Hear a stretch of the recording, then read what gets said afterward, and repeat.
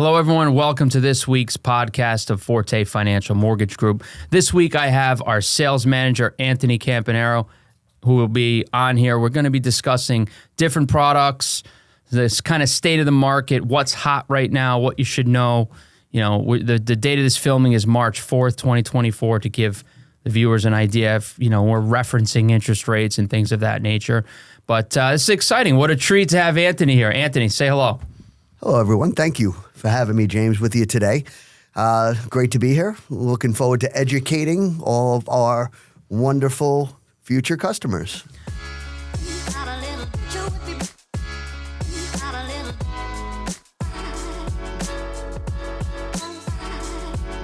Absolutely. Education is the key. That is the whole point of our podcast.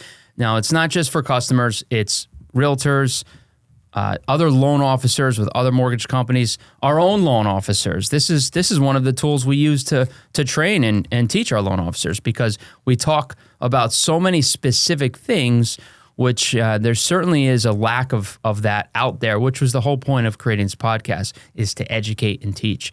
You know, if you're not taking something out of this, you didn't learn something, then it was a waste of everyone's time. I want people to get something. And, you know, Anthony has been doing this for more than 20 years, you know, so collectively between the two of us, you know, you've got almost 50 years of experience right here. And we've listen, I'll never say we've seen it all, because we see stuff all the time now. I'm like, never seen that one before. And it just continues to happen. But we find a way. Yeah, we're going to get into it. So first off, some of the things that we're going to talk about are, we really want to just bring people up to speed. There's been a lot of, we'll say, some talk, you know, recently about rates. You know, they started to come down. So first off, let's back that up for a minute. What controls rates? And most people, I don't want to say most people, but a lot of people just think that when the Fed talks about increasing or decreasing rates, that's when mortgage rates go up or down. And that is not necessarily the case. It's not directly tied. It does influence it quite a bit, but what you should be watching if you want to see, you know, if and when 30-year fixed or just any traditional type of mortgage rates are going to go up and down, is the 10-year Treasury note. Because that, you know, if you look at just the past few months, the 10-year Treasury note back, you know, into December into January had fallen down back around, I think, was it 3.8? Yes. And now it's back up to around 4.2 to 2.4. So it's gone back up. But, you know, to give everyone a little sense of where rates have come, they were at their peak back in, I believe it was mid-October, where the 10-year Treasury note was over 5. Mm-hmm. So, you know, it came down quite a bit, and 30-year fixed rates really started coming down, you know, and then they've spiked back up. But, you know, you are going to hear a lot. Fed, they were going to cut rates in March, now maybe May, now maybe the summer. We all know the Fed is going to start cutting rates. They've made this clear. They've announced this. They've telegraphed this. It's just taking longer based on a lot of reports. This week especially, again, we said it's March 4th. This week there's lots of different meetings. Jerome Powell's speaking this week. There's more data that's coming out from February. So there's going to be definitely movement one way or the other, based on what those reports show. But we do feel eventually these rates are going to really start to come down. That leads into one of the big products we're really trying to promote right now are our home equity lines of credit. Now, those rates are based on prime rate. And now prime rate is tied directly to the Fed funds rate. So when the Fed increases or decreases the Fed funds rate, the prime rate goes up or down in correlation. So if the Fed, raises rates 0.5%, your HELOC rate goes up 0.5%, and vice versa. So we know they're only going to start coming down. So the good thing is, if you get a HELOC now, that doesn't mean that you're stuck with that rate, and when the Fed drops rates, you lose. No, it's a variable rate based on what prime is. There's, it's prime for life or prime plus 1%, depending on your parameters. So when the Fed drops rates 0.5%, your HELOC rate will come down 0.5%. So, keep that in mind. We're going to talk a little bit about this because, Anthony, these reports we're seeing now with consumer spending, credit card debt through the roof, I saw a really scary statistic. You know how people buy Peloton bikes and Sure. They have this kind of, buy now, pay later, where it's, hey, it's, 36 months, no interest, you pay it until you pay it off. People are getting loans like this to buy groceries. Groceries. Scary. I mean, that's really sad. I mean, things are going to change. It's just having such a lag effect. But the point of this is we can help a lot of these people. If you own a home and, let's say you got a great interest rate, you called Anthony Campanaro and you got a 2.5% 30-year fixed rate back in 2021, yes. But you have now $40,000, $50,000, $60,000 racked up in credit card debt. Let's say you have that kitchen is falling apart. You really want a new kitchen. You should consider looking at taking out a home equity line of credit, which, is allows you to access the equity, which you've obviously built up since 2021, pull some of that out. And, in many cases that is tax deductible as well, which again, we always like to confirm we're not tax advisors. However, we certainly know enough about this stuff to talk about it, but you should consult with your CPA to, see exactly what percentages based on how you're filing your taxes. But the point is, we can pay off those high interest credit cards. We can get you that cash out. It's springtime, spring's here. So getting that money out to do those renovations, you want to put a pool in, things like that. Now is a good time to look at that stuff. Not only because, hey, yeah, the rates are higher. Prime rate's at 8.5% right now. And, the majority of all HELOCs you hear people and lenders talk about, their rates are based on prime plus, prime minus. I mean, we have some specials where we have a teaser rate on one program where you get prime minus a whole percent for the first year. And it's actually a set rate. So if prime goes down, you still, the rate stays at that for the first year. But again, with the expectations of prime, the prime rate getting, or Fed funds rate getting cut, HELOC rates are only going to go down is the reality. Anything can happen, certainly. But I think we all know that it's gonna turn. So the point is, don't be afraid of that. Plus, if you are paying any interest on those credit cards, I'm hearing people talking about, rates well into the 20s on credit cards right now. So, you can pay that off at a significantly lower amount with a HELOC where you can pay only the interest portion of it, if you want. So your payment is going to be small. And, it is like a credit card in that you take out a HELOC. Let's say you don't think you need it for anything. If you take it out now and you don't take any money, you're not accruing any interest, right, Ant? I mean, yes. So no interest. You could utilize it as you need.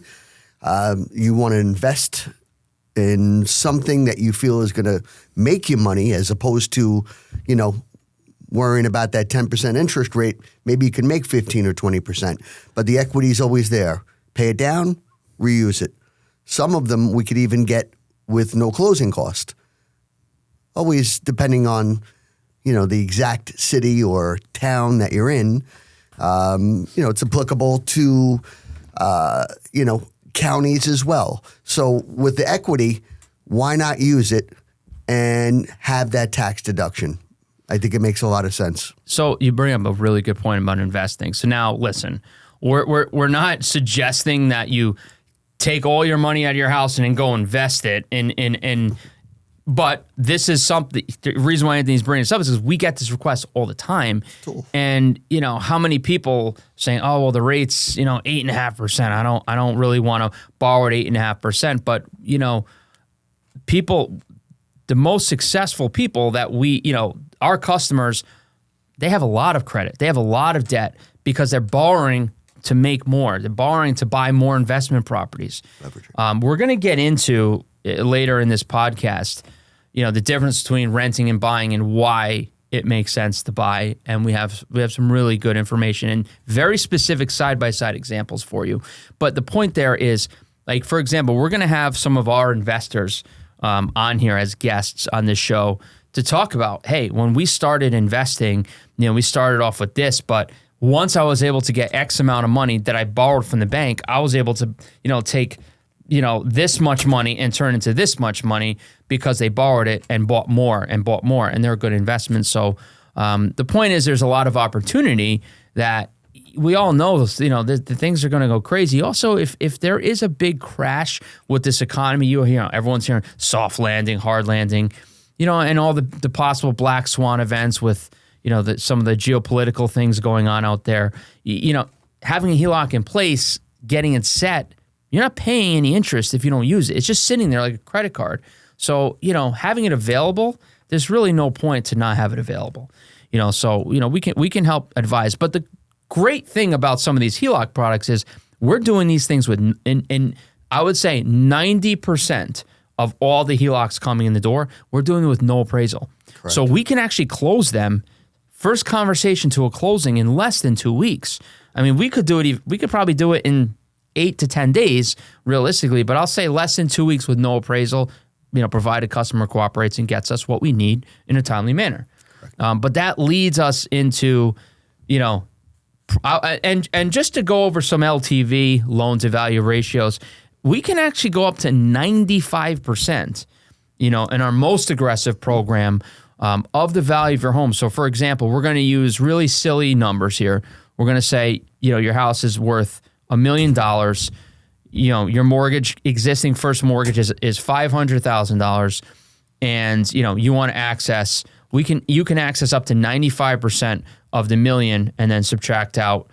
So that's $950,000 would be 95%. You subtract out the $500,000 first. That would leave you with a $450,000 HELOC. The point is, I know most banks typically are anywhere between 70 and 80% max. And I know their appraisal process in most cases is extremely conservative, where our no appraisal process, in most cases, we're getting values similar to or more than even what Zillow may represent as a value. So it's not like it's a no appraisal, but you're getting a really low value. We're pretty shocked at some of the numbers coming back. So these are very, very aggressive programs. So up to 95%. For owner occupied, which leads us into investment properties. HELOCs, and investment property HELOCs for self-employed borrowers. This is pretty exciting. Ant, why don't you talk a little bit about our new self-employed, no tax return investment property HELOCs? Investment property home equity lines of credit.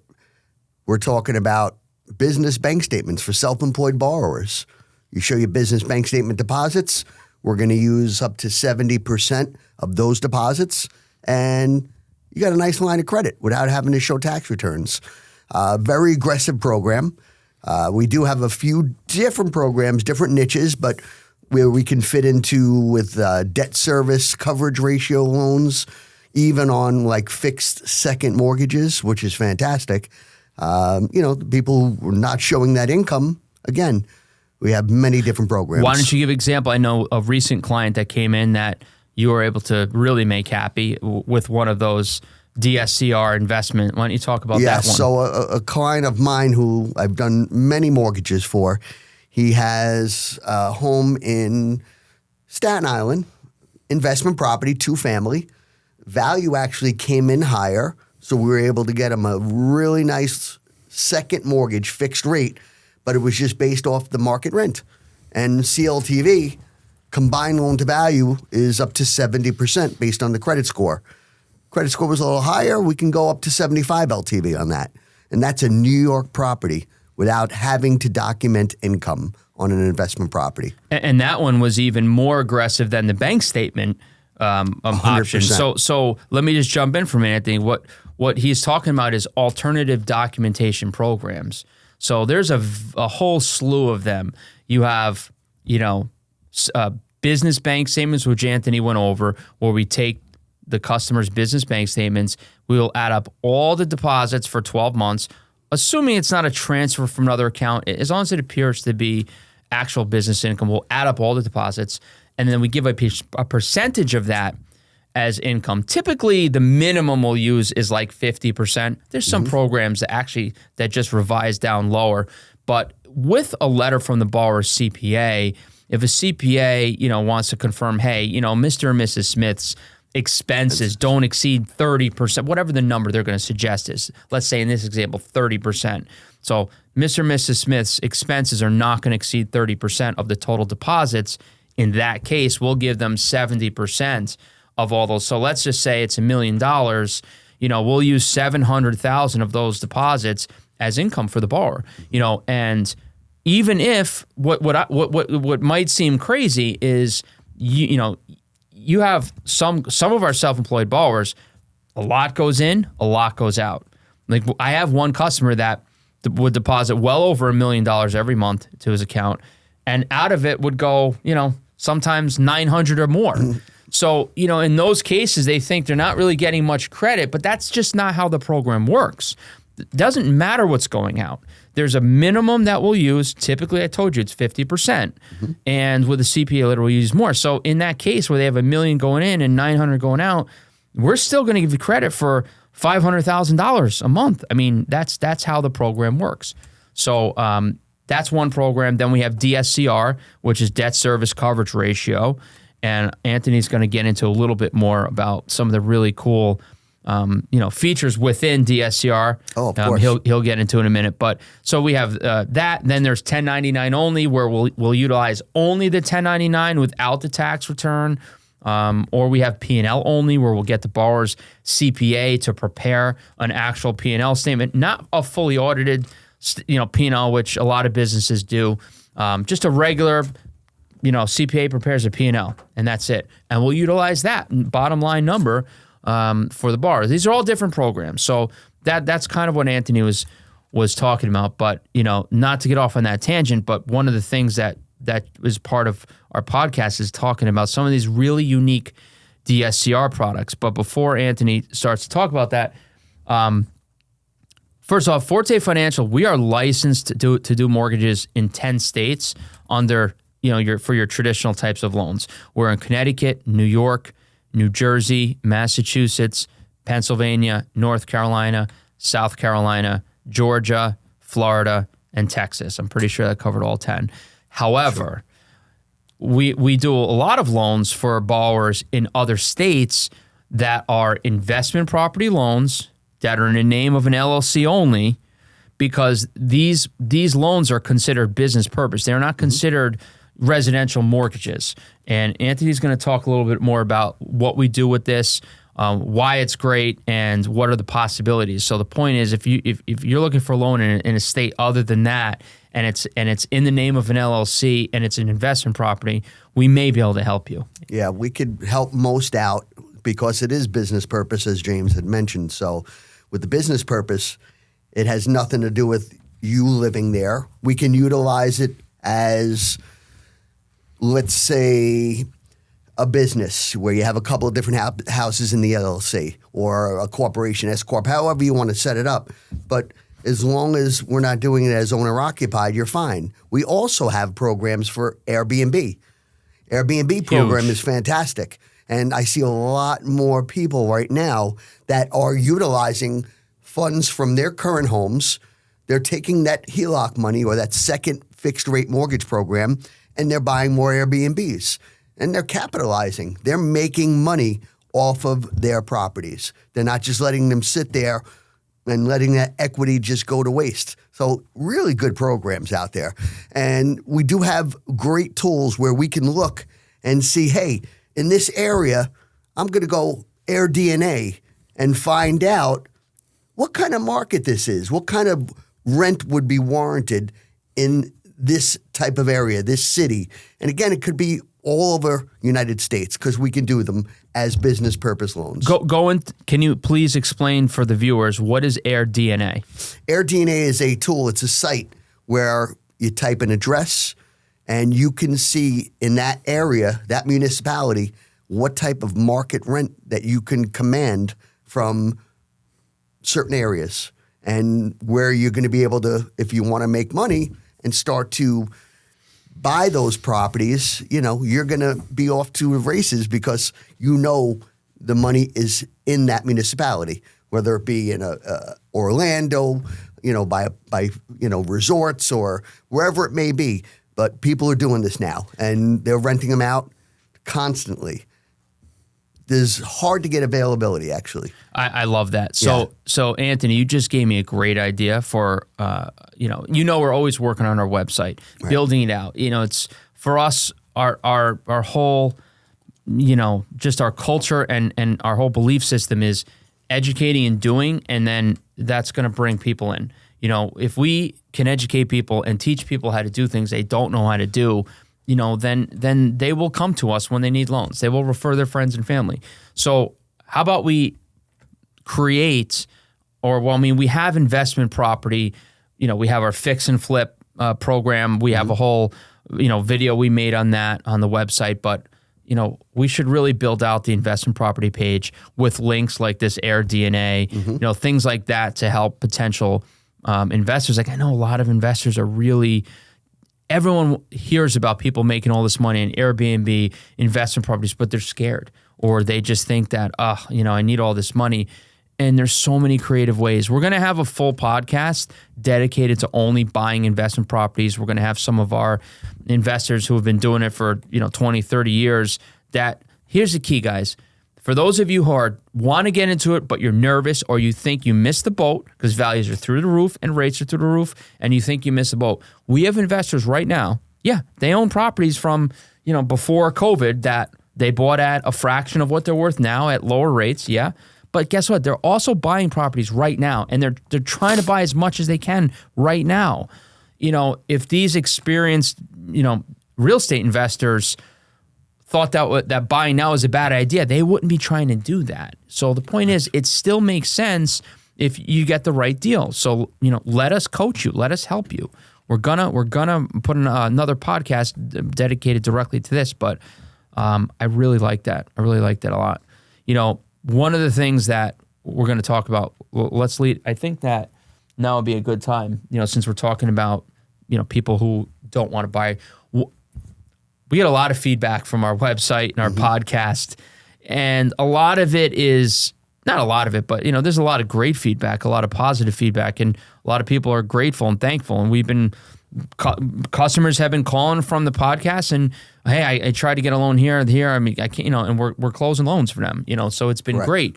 However, there's a lot of people who listen to, you got to remember, people, if you're just watching a 60-second TikTok, you're not getting the rest of the podcast. You might be getting one little piece of information that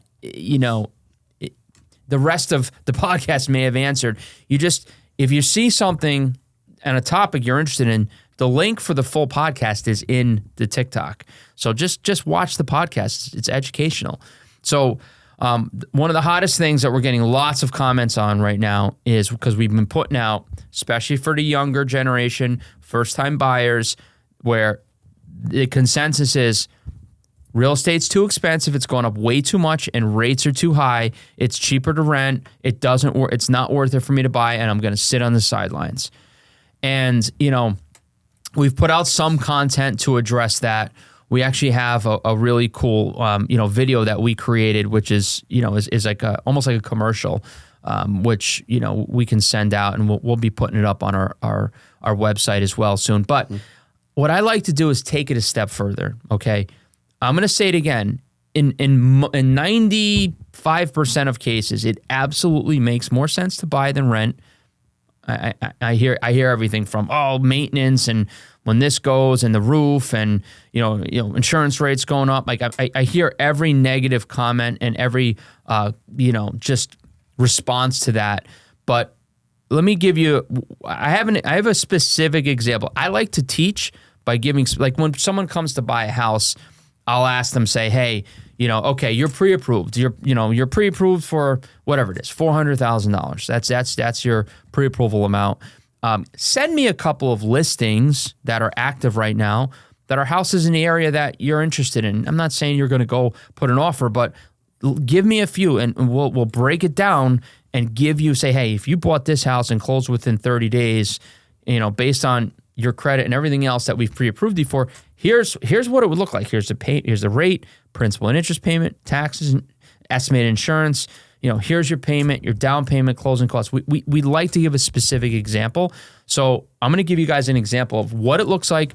We're going to get renting versus buying. Sure. Right? Of course. So in this example, I have a couple of notes here. This is Connecticut. Now, Connecticut is probably one of the hottest markets out there right now. I know Sure there's is. some areas in the country. So I've never seen a more divided real estate market. Since I'm doing this 26 years, I've never seen a more divided real estate market. It's usually, listen, there's always pockets that are hotter than others, but there's some pockets that have really gotten hit hard and tanked. And there's other areas that, like here, our values haven't gone down at all. We're in Fairfield County, Connecticut. I mean, I personally probably wrote 20 pre-approvals in the last week or 10 days. And every single one of my pre-approvals, the buyer put an over asking price, and they got their offers declined. Most of them. 2 of them got their offers accepted. The other 18 didn't. So the point is, values here aren't dropping. So if you're in an area where values have dropped or is more depressed, you have a much greater chance to get a better deal and a better comparison than I'm about to give you. So the point here is I'm giving you a comparison in a hot area where it should be harder to make sense of buying than renting is the point. So we have one example. These are active listings you can go look up right now. We have for a rent, this is a 3-bedroom, 1-bath home in Danbury, Connecticut. It's 21 Henso Drive, Danbury, Connecticut. It's on right now for $3,200 a month. Okay, 3-bed, 1-bath, somewhat updated. I would say mostly outdated. Versus a listing, it's actually in the neighboring town of New Fairfield, which is arguably a better location. You know, I think that's probably up to the individual. Personally, I probably would choose the location in New Fairfield, but let's just say they're equal. It's 26 Calverton Drive, New Fairfield. The listing price is $359.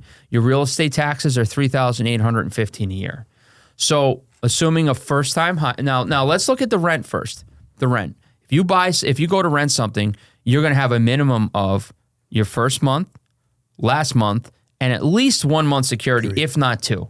So with first month and a security, that's 3 months, that's $9,600. At a minimum, you're putting out of your pocket to get into the rental, possibly $12,800 if you have 2 months security. Correct. So you're somewhere in that range as far as out of pocket, and you're $3,200 a month. Now let's go over to 26 Calverton Drive. If you're a first-time home buyer, you have good credit. If you put 3% down, we did an example. This is based on today of a 30-year fixed rate with a first-time buyer program with 3% down at a rate right now of 6.25%. You're talking which is a realistic rate right now that we could provide to a buyer with excellent credit that qualifies for a first-time buyer program. You're talking about a principal and interest payment of $2,144 a month. PMI under this program is calculated at $72. PMI is private mortgage insurance, which if you put less than 20% down under most loan programs, you pay PMI. So under this special program, $72 a month. Your taxes, $318. That's the $38.15 we went over divided by 12. And I went a little aggressive on the homeowner's insurance. I'm using $150 a month, which I think is a lot but I purposely wanted to go high for this example. You know, for a 1,300 square foot 3-bedroom. Oh, by the way, this house too is 2 bathrooms. So there's an extra bathroom in this versus the rental, and it's completely renovated. The whole inside it looks brand new. It's definitely nicer than 21 Henso. That we're looking at $150 a month for the homeowners. The reality is it's probably going to be closer to $100 a month. You know, so the total payment for all of that is $2,684 a month.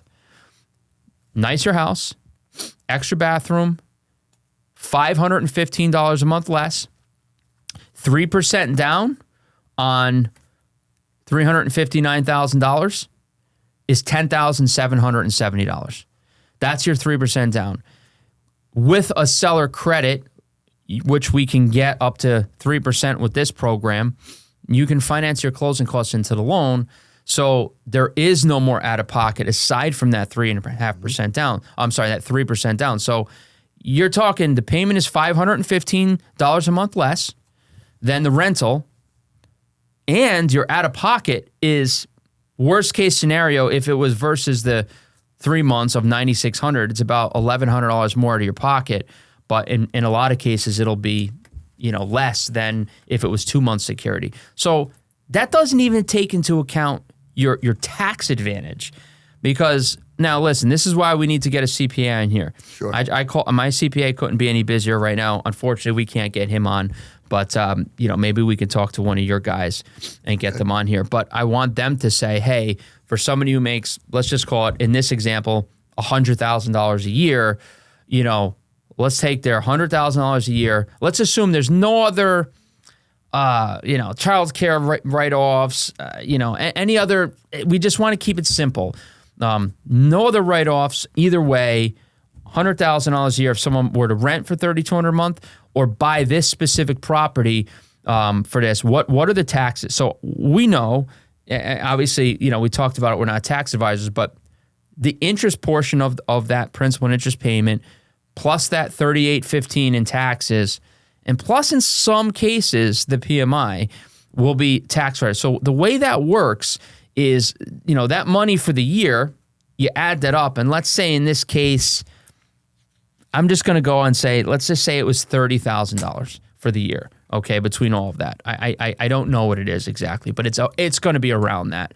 If you make $100,000 a year, when we say it comes off your taxable income, now the person buying is paying taxes in this example of about $70,000 based on $70,000 of income versus the person renting is paying it on the whole $100,000. Correct. So that extra $30,000, that's $30,000 that you're not paying taxes on. That's tax-free in your pocket. A lot of people just don't understand that, or they hear it, but it doesn't click until they hear that example, right? Right. So, this example, it is not even close whether it would make sense to buy or rent. So, I know there's going to be a lot of comments. Yeah, that's not my area, and in my area, it's this. It's all price points, guys. It's price points. Yep. So it's whatever. The point of this is whatever you can afford to pay rent, you should be able to find a comparable property that you can put minimal down, as long as your credit is good in that case, or the same or less to own. And it's still possible today, in 2024 is the point. This is a real example. These are real rates. These are real programs. So you can do it. We would love to help you. Give us a call, Anthony, what kind of tell us about some of the pushback you get with this, and you were just sending that video that we created. Correct. Tell me about that. So when owning, it does have its benefits, as James was mentioning. You have the tax write-offs. Yes, we're not CPAs, but we do know certain things can be written off. We deal with taxes. We review tax returns all the time. So. The pushback is, they get a little scared, well, now I'm going to have a lawn bill, I'm going to have a water bill, or it all depends on municipality once again. But you know what? If you're saving $500 a month compared to if you were renting, spend $50 on the lawn bill once, every 2 weeks or whatever it may be. But just to have the home ownership feeling that, hey, I made it. I'm in America. Home ownership is key, and you'll always build equity. It's a smart way to go. Renting gets you nowhere. You're paying somebody else's mortgage, and you don't feel good about doing that. You'd rather pay your own mortgage. There's certainly better times than others to buy. Was it a better time to buy in 2019 and 2020? Sure it was. But that doesn't mean, how many people when in like towards the end of 2020, when values started to skyrocket, but rates were still in the 2s, 30-year fixed, they said, oh, no, I'm not buying. Nope, I'm going to wait. I'm going to wait until these prices come down. That was the end of 2020. How are we doing now in 2024? How are we doing?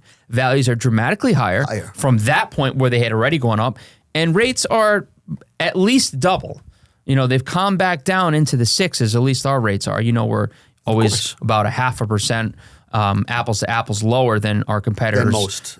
Or more in most cases versus their advertised rates and terms. But anyway, how's that working out? It's not working out. The amount of people that have been on the sidelines, the regret that they have, it's just the point is you're never going to have the best time. It's hard to time. You don't know when the best time is, but it's the long term. If you just look at history, on average, homes appreciate an average of 5% a year. Now, yeah, you could get some pullbacks. I think there are possibly going to be some pullbacks, but I don't think we're going to see pullbacks in this area based on what's happening for years. I think it's going to be a while before we see it. I mean, I think other areas like Florida, yeah, some areas of Florida have taken hits significantly recently due to the really bad homeowners insurance problems they're having. Homeowners insurance rates doubling, tripling, and a lot of those people are talking about moving to Georgia, the Carolinas. I mean, we're getting a lot of inquiries from clients wanting to look at moving into those areas. So, but that's like that's a unique. That isn't economy based. That's not because of the economy or jobs or income. That's because of homeowners insurance, which is a unique problem to Florida at this time. Because all the companies wanted to pull out. But Ant, what am I thinking right now? Time to buy in Florida. Time to buy in Florida, 100%. Yeah. I'm always going against the grain, but that's, it does bring opportunity. When people want to leave, that's when you need to look at buying. And it makes sense because even if your interest rate was 8%, but you're getting 5%, in equity each year. I mean, you look at it as if, well, really, my interest rate's 3%. So you have to look at the total picture and what it does for your future pocket. Yeah, I mean, people who bought in the last 2 years with elevated rates, they've more than made up their money with appreciation. In most areas. Most areas. I'm talking definitely in this Northeast region, definitely. Sure. And a lot of other areas in the country. A lot of areas have tanked. And no, those people who bought, but those people who bought, if they hold, will eventually come back, is the point of long term. It will come back. So either way, owning, there's a sense of pride when you own a home. And if you can actually own like an example like this for less, I just don't see why anyone wouldn't. But again, as in our last podcast with Ian, he brought up a lot of good points. I mean, Ian's a younger guy that, is looking to buy his own house, and, he has that mindset and he knows what his generation are looking at and the concerns, and are things that I don't necessarily think of myself or you probably as well. Right. But, it makes sense. So it's, we really need to have some from some young, like I'd love to have a couple on here on our podcast, a young couple that is, straight out of college, call it, or early 20s at best, or, younger to better, really, that don't know the first thing. Maybe they have their parents, or someone like that influencing them, which I'm not saying that parents influencing their kids is a bad thing, but there's a lot of, I'll call it outdated information and misinformation that I hear all the time talking to, young people. I still hear, even some, when, I listen to a lot of financial podcasts and a lot of just really high level people. And I even hear some of them when they talk about mortgages. Oh, what do you think of? You call your local bank. Like that's not, that at one point in time probably was your best solution if you were an perfect borrower, but they're just order takers. But not only are we as wholesale lenders able to do everything the banks don't want to do, that can get done, of course, the best borrowers who want the best rates, we're beating our banks in most cases by up to 0.5% with the same or less closing costs.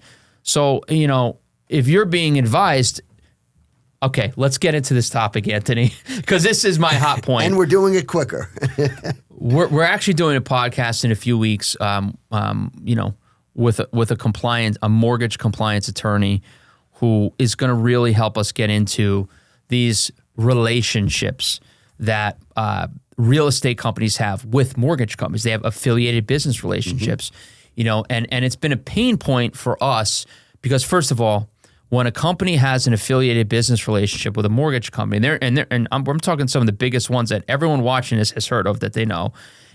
You call them and you have, like, I have great relationships inside with certain realtors in these, larger companies, but they're like, James, we can't get your team in here. They won't allow you to come in here because, XYZ mortgage company is affiliated, which, to me, I find that there's something wrong with that. Not that they can't be affiliated and they can't refer them out, but to just not allow another company to show the realtors, the realtor is the first line the customer gets in most cases. So, if we're not allowed to educate the realtors on what we can do and what maybe their lender isn't able to do, how are they going to be able to refer us if we can't do that? So I have a real problem with that. And the point is, most of the time when we compare these non-bank lenders that are it's typically a non-bank lender that's a larger, mid to large size mortgage company. That's not a bank. Forte Financial, we are a non-bank lender also, but we're a small non-bank lender, and we primarily do wholesale brokering, which is why our pricing is so sharp. But these non-bank lenders, like when we compare our rates, it's usually 0.5% or better. I mean, in almost every example, and we're providing loan commitments. How fast? 24 hours. They're not missing anything. The point is, but they're not referring us because of the lack of knowledge and these MSAs that are preventing them from having relationships with us. So it's really unfortunate for the consumer. That is the point of this podcast: education. Consumers, realtors, you really need to know what's going on here, and it's our job to educate you guys. So I know we went on a tangent there, but what we were talking about is just referrals and first-time buyers being influenced by parents or, use this bank that they got a loan from 15 years ago. Yeah, they sent them to this bank. They go get a rate there. Had they gone to us, they may have gotten a significantly lower rate, but they didn't know that because they listened to their parents. I know their parents are looking out for them. I know their parents think that that's what's the best, but they don't do this for a living. They're not in it day to day. The loan officers we talk to don't even know it. They don't. We're trying to hire. Okay, we are hiring. We just hired 3 people in the last couple weeks. One is a brand new branch in New Milford, Connecticut, and we're super excited to have Bill on board.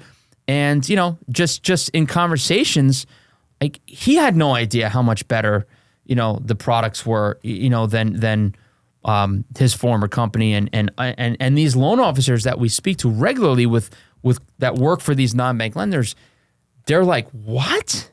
They cannot believe how much lower of a rate they can offer with our platform and how much more money they will make at the same time. And the process. The process is just amazing. State of the art, everything. Yes. For the borrower's experience to the loan officer experience, it's just, we cut all the fat out, And that was one of the things that I loved the most about opening the company, was taking this process that starts here and ends here and saying, why do we do this? Why do we do this? This doesn't need to be done. That's a waste of time.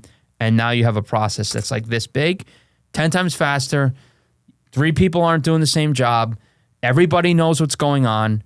And it's just, to me, that was one of the really exciting parts that I got to do, Well, you've worked for another broker company before you were here. I mean, talk about to the loan officers listening to this. Honestly, the process is night and day different. Where I worked, it was very antiquated system where I'm taking an application, I'm disclosing loans myself from the company, and then I would have to hand a file in to processing to be reviewed first by a liaison. Then it would go to processing. We'd lose a week in transit. So our process is 1, 2, 3. We'll get on the phone, take an application, run credit, quote you an interest rate, get you registered, get you disclosed and submitted within 1 day, and have a commitment in 1 day. Our process is second to none. And I'm glad you opened up your own company too. Thanks, Ant. Yeah, Thanks, best Ant. Move I've ever made in my life. Yeah. So the point is, loan officers listen to this. Like I try to get as many other voices in here as we can. I mean, Anthony's our sales manager. He's helped me with recruiting and hiring, and he's also worked for other brokers, the non-bank lender models. The thing is, this is no shot at. I am not taking any shots at the non-bank lender model. The thing is this: that model, I do believe, back in around 2000 and 6, 7, was still really good. But then by the time you hit like 2010, 11, after the crash, that model was a dinosaur. This wholesale model, which we're now, back then was a dinosaur. The technology wasn't there. There was none of the e-signing, none of the website stuff, none of the e-docs. That was not there. However, these non-bank lender models were able to create it on their own, and they were 10 times more efficient than brokering. And that is why everyone left this side of the business and flocked there. And I did too. I did as well. That's what I did back in 2011 or 2012. And, and I was really naive because I wasn't paying attention to the old model, the wholesale model. I wasn't paying attention. And when I finally opened my eyes in 2019 to what had gone back, the technology, the rates, the terms, the process, I honestly, when I saw it, I freaked out. Yeah, we should have did it freaked sooner. out. I was like, what? And immediately I'm like, I'm done. I'm done giving customers a higher rate than they can get elsewhere. I'm done, just with this process. And, the rest has been history since 2019. And I couldn't be happy with that choice. But the point is, for a loan officer coming in, if you're experienced and you have, a customer base and you're not part-time, part-time is difficult. Let's just put it that way. We're gonna pay you more than you're gonna make if you decided to go open your own mortgage company. And when you factor in all the time, expense, effort, fees that you have to pay to do it, you're gonna walk away with more by not even having to have all those headaches, because that's just our philosophy. Like I was a loan officer first. I get it. I was in your shoes. I was very upset with how I was, treated with former, compensations. And, I get that. If it makes sense for me, then I'll do it, So I want a good loan officer to come here. Never even think about leaving. Never think about leaving. Never. And for those companies, you have loan officers leaving, just look at your platform. What is the reason? Learn from it. It's pricing and process right now. That's what it is. And the support that you will get here is amazing. Yeah, it goes with that goes with the process. Mm-hmm. I thank you, Anthony. What time is it? That was your first podcast? Yes. It's an hour long. Does it seem like that was an hour? No. Pretty quick. What other topics do you think would be good for future podcasts for our viewers that you think educational that people would like to learn about? Well, we definitely should have a first-time homebuyer seminar or do seminars, which we're always open to. We like to speak in public. We're pretty good at that. I like to educate. That's the main thing, is really just the education piece and making other loan officers aware that you're probably not in the right place. It is. It's the problem is, Anthony, you know me. I'm not the type of guy that's going to pick up the phone and call loan officers. Hey, this is James Forte at Forte Financial Mortgage Group. I really think you and I should have a talk because I can give you a better deal. Like, I don't do that. That's not my style. Of course. And one reason I'm not going to do it, aside from the fact that that's just not me, is that loan officers are getting. I get calls. all the time. We both get hammered with hammered the calls. from other lenders trying to recruit us. I laugh. And it's just, I know. but like, I'm just another one of those people to a loan officer. So that's why I'm trying to do it like this, to educate and show them what the difference is. Of course. And that's the whole point of this podcast, is education. Like I said, not just for consumers, for other industry professionals and realtors. They need the education. 100%. I wish in 2019, when I was going about my merry way, I had someone like me doing this, explaining, hey, here's the difference between your non-bank lender model and the wholesale model today. You probably don't realize. Let me teach you. Like, if I had watched the podcast like this, I would open my eyes a lot sooner. And I just, people are starting to see it. I'm getting a lot of attention. I'm speaking to loan officers, almost daily at this point. So it's definitely working, but, more people need to see it. Yes. We just need to just keep getting it out there. Yeah. 100%. 100%. All right, guys. Well, thank you so much for tuning in again. This has been great. Stay tuned. Next time, our next podcast will be with our compliance attorney. It's going to dig into those MSAs. I don't think some of those are totally legal. I don't think so either. Stay tuned. Thank you. Thank you.